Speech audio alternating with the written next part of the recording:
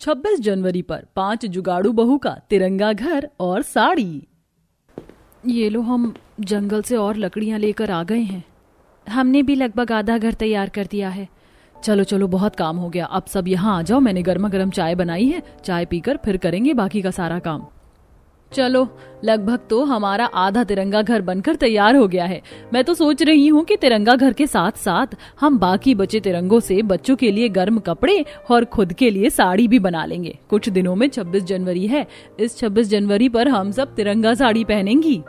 सोनिका का आइडिया से सभी बहुएं काफी ज्यादा खुश थीं और अब चाय पीकर सभी फिर से अपना तिरंगा घर बनाने की तैयारी में लग जाते हैं। इन 5 बहुओं द्वारा इस तिरंगे का घर बनाए जाने का कारण जानने के लिए कहानी में थोड़ा पीछे चलते हैं। माँ, इस बार तो काफी ठंड पड़ी है। बाबा कब आएंगे? उन्होंने कहा था जब वो आएंगे तो हमारे लिए गर्म स्वेटर लेकर आएंगे। बच्चों, तुम तो जानते हो ना कि तुम्हारे पापा देश की सरहद पर फौजी हैं। उन्हें इतनी आसानी से छुट्टी नहीं मिलती। उनको आने में अभी थोड़ा समय लगेगा। उनसे बात हुई थी हमारी, कह रहे थे कि वो 26 जनवरी पर घर आएंगे। जब बाबा आएंगे ना, तब उनके साथ खूब मस्ती करेंगे और रोज खेलेंगे। मैं भी बेसब्री से उन सब का इंतजार कर रही हूँ। देखो ना क्या हालत हो गई है हमारे घर की। जगह जगह पर दरारें पड़ गई हैं। बाहर से ठंडी ठंडी हवाएं सीधा घर के अंदर आती हैं। पहनने के लिए ठीक से एक साड़ी तक नहीं है। अब जल्दी से वो घर आ जाए तो हम सबसे पहले रहने के लिए एक अच्छा सा घर लेंगे और सबके लिए गर्म कपड़े लेकर आएंगे। इन 5 बहू के पति सरहद पर फौजी थे। 5 बहुएं दोनों बच्चों के साथ एक छोटे से किराए के घर में रहती थी।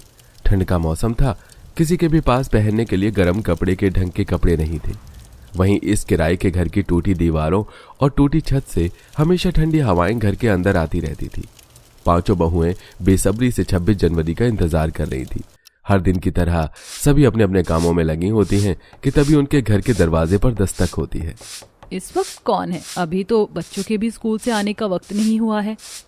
राधा जैसे ही दरवाजा खोलती है तो देखती है कि सामने फौजी के कुछ सैनिक खड़े हैं। आप लोग क्या कर रहे हैं? और हमारे पति कहाँ हैं? हमें आपको बताते हुए गर्व हो रहा है कि आप 5 के पति देश की सरहद पर जंग लड़ते हुए देश की रक्षा के लिए शहीद हो गए। उन सैनिकों की बात सुनकर राधा तो बेहोश हो जाती है। वहीं चारों बहुओं को भी उनकी बातों पर यकीन नहीं होता कि तभी वो सैनिक उन सभी बहुओं के फौजी पतियों की बॉडी लेकर आए थे। उन्हें देखते हैं, अब बाकी की बहुएं भी पूरी तरह से टूट जाती हैं। नहीं नहीं, ये नहीं हो सकता। आप ऐसे जा नहीं सकते। तुम लोग रो क्यों रही हो? कुछ नहीं हुआ है। ये लोग सो रहे हैं, अभी उठ जाएंगे। उठिए ना, उठिए। नैना, संभालो खुद को। हमारे पति हमें छोड़कर जा चुके। उन्होंने देश की रक्षा के लिए अपनी जान भी दांव पर लगा दी। 5 बहुएं बड़ी मुश्किल से अपने फौजी पतियों की मौत से उबर पाती हैं और ऐसे ही कुछ दिन गुजर जाते हैं। घर खर्च के लिए जो भी पैसे थे सारे खत्म हो गए हैं। डाक खाने में जाकर पता किया तो पता चला कि सरकार की तरफ से जो हमें पैसे मिलने वाले हैं उसे मिलने में अभी 5 से 6 महीने लग जाएंगे। तब तक हमें कोई ना कोई नौकरी ढूंढकर अपना गुजारा चलाना होगा। 5 बहुएं आसपास की जगह पर काफी नौकरी ढूंढती हैं, लेकिन कोई भी उन्हें नौकरी नहीं देता। नौकरी न मिल पाने की वजह से सुनीता और नैना उदास होकर घर लौट रही होती है तो देखती हैं कि 26 जनवरी की तैयारी चल रही है। कई सारे लोग कपड़े का तिरंगा खरीद रहे हैं, लेकिन उसके साथ फोटो क्लिक करके उसे रास्ते पर ही छोड़कर चले जा रहे हैं। कैसे कैसे लोग हैं ये, इस तिरंगे की शान के लिए हमारे पतियों ने जान दे दी। उन लोगों को इस तरह इनकी इज्जत ही नहीं है। अगर हम इस तिरंगे को यहीं जमीन पर छोड़कर चले गए तो हमारे पतियों की आत्मा को काफी दुख पहुंचेगा। सुनीता और नैना उन तिरंगों को उठाते हैं और उन्हें घर ले आते हैं।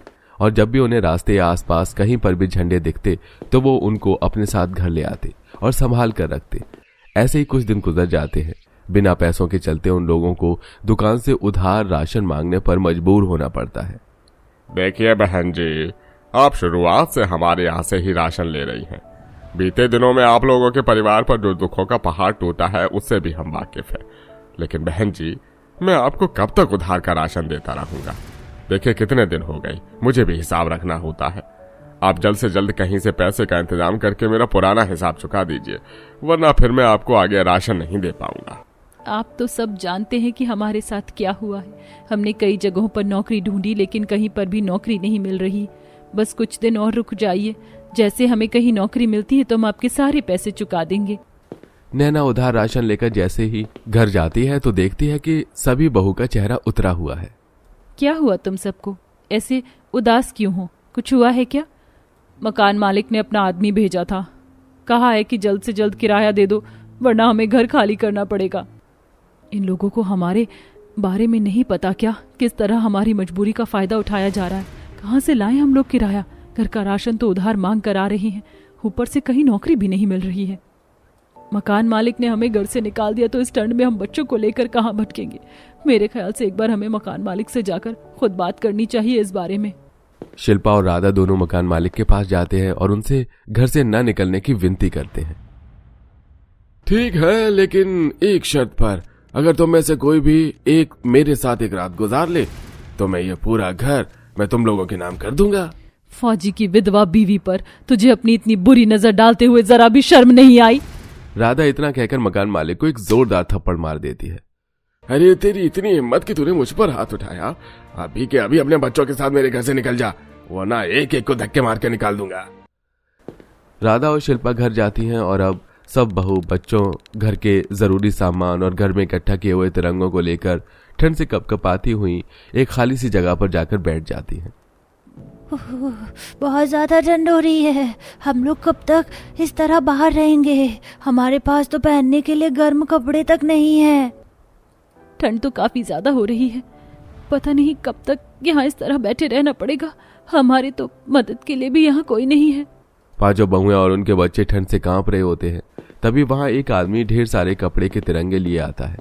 उन्होंने रास्ते पर फेंक कर जाने लगता है, जिसे देख, ये आप क्या कर रहे हो? हमारे देश की शान तिरंगे को इस तरह फेंका जा रहा है।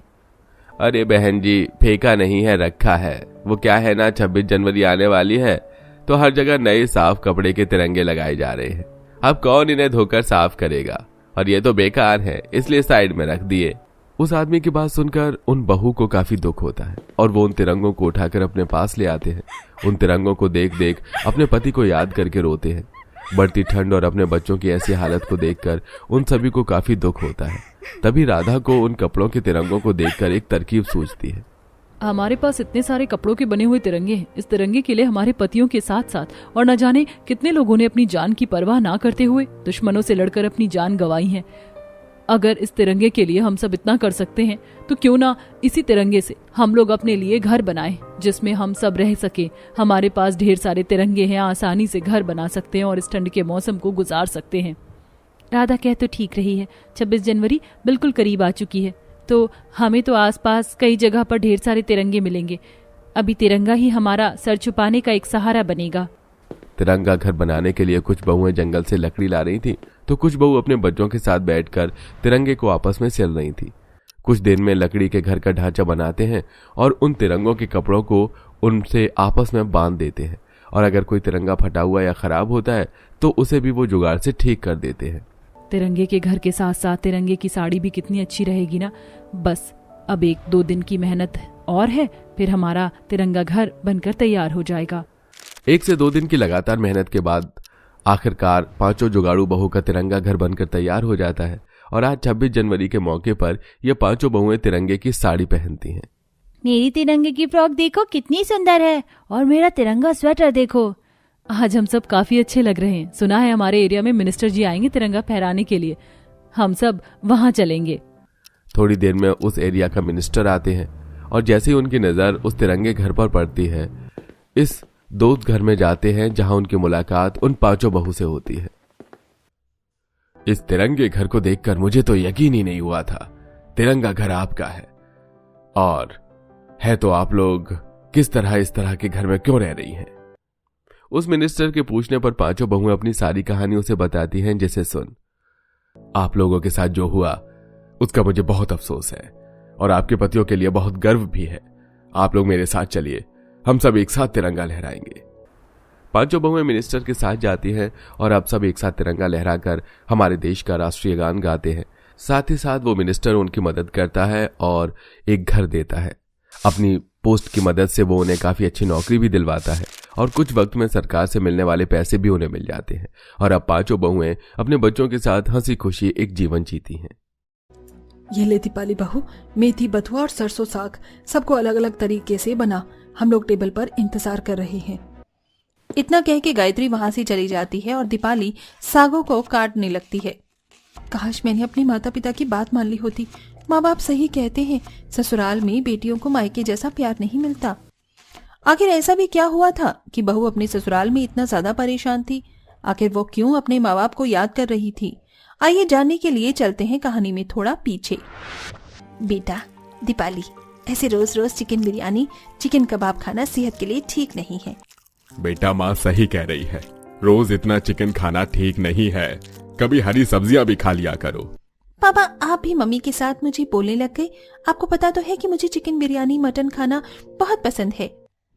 मिताली अपने माँ बाप की बातों को इग्नोर करते हुए पूरा फोकस अपने चिकन बिरयानी सीख कबाब पर करती है और जाकर अपने कमरे में सो जाती है। अगले दिन सुबह मालती रसोई में खाना बना रही होती है। ऐसे रोज मेरी बेटी का चिकन खाना ठीक नहीं है, आज मैं उसके लिए इन हरी सब्जियों से ही नॉनवेज की तरह दिखने वाले खाने बना देती हूँ। मालती सारे खाने को लाकर डाइनिंग टेबल पर लगाती है। दीपाली और उसके पिता मुकुल वहाँ पर आते हैं। माँ ये क्या बनाया है आपने?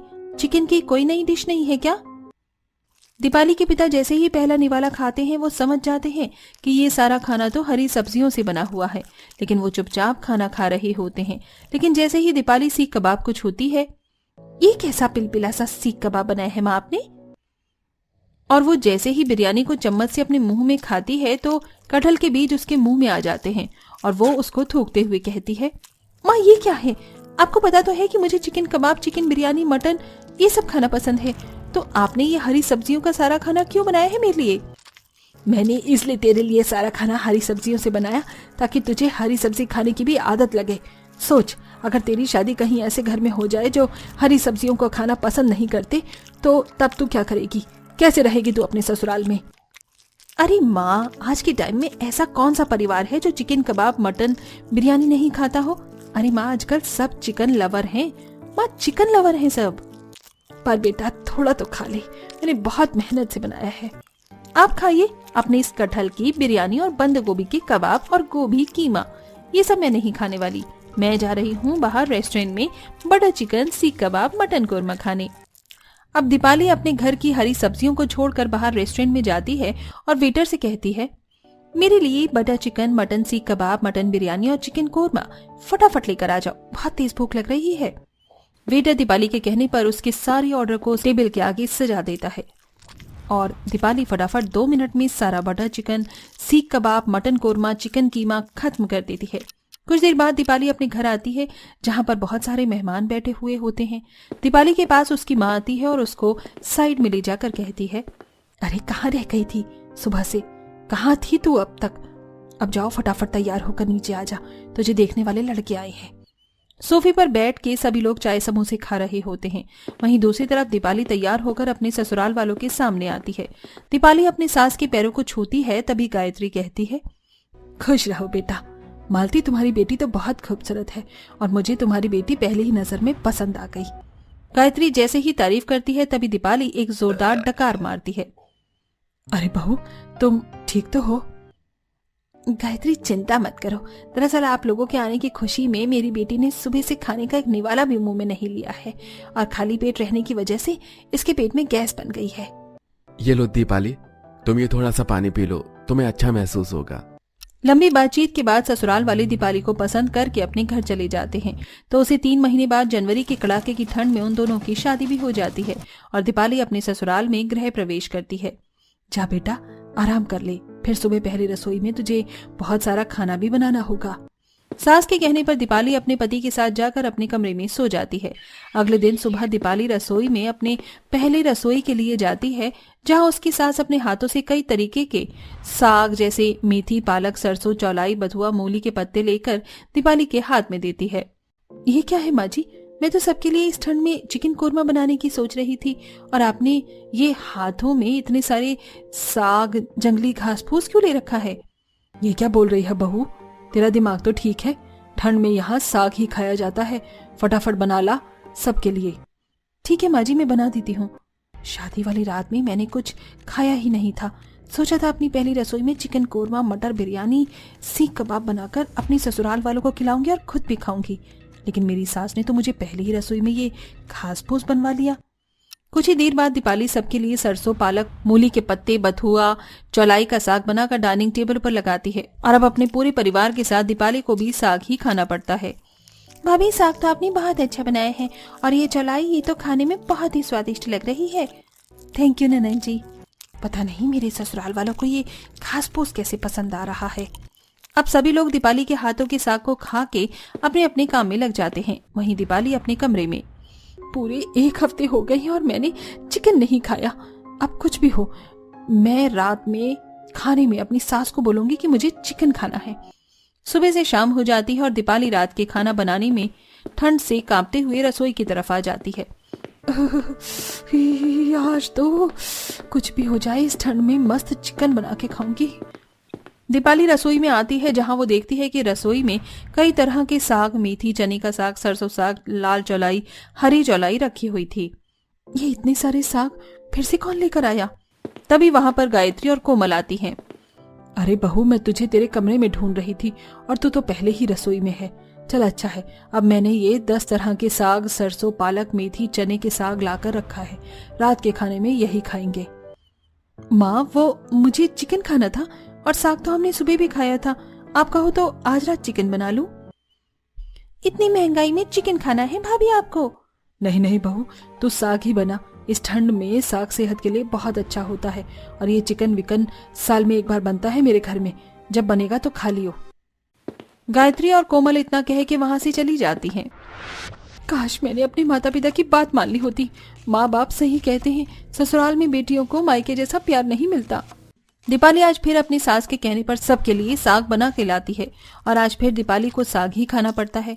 सब खाना खाकर अपने कमरे में जाते हैं। वहीं दीपाली अपने पति केशव से कहती है, केशव, मुझे नहीं पता, मुझे कहीं बाहर लेकर चलो और चिकन बिरयानी, मटन कोरमा, ये सारी चीज खाने को दो।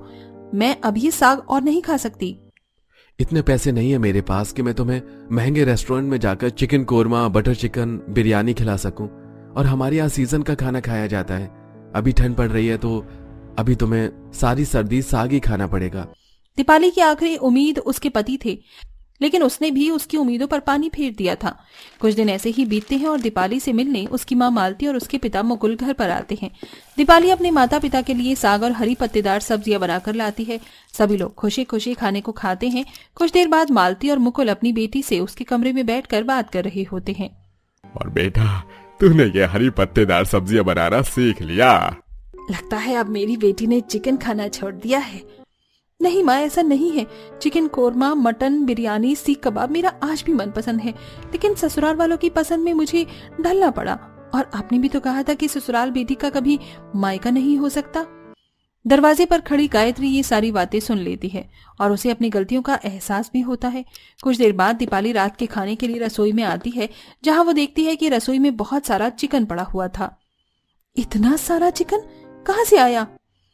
बहू, ये सारा चिकन मैं लेकर आई हूँ और आज तू अपने हाथों से सबके लिए chicken biryani, chicken soup, chicken kebab बनाएगी। और हाँ बहू, ससुराल भी बहू का मायका जैसे ही होता है। अगर उसकी सास उसे अपनी बेटी की तरह ही समझे तो मुझसे गलती हुई है जो मैंने अपनी बहू की इच्छाओं के बारे में कभी पूछा ही नहीं।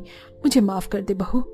दीपाली चिकन को देखकर बहुत खुश होती है और अपनी सास को भी माफ कर देती है और पूरे परिवार के लिए चिकन कबाब, चिकन सूप, चिकन बिरयानी बनाती है और मायके से लेकर ससुराल वाले सभी खुशी खुशी दीपाली के हाथों का चिकन खाते हैं।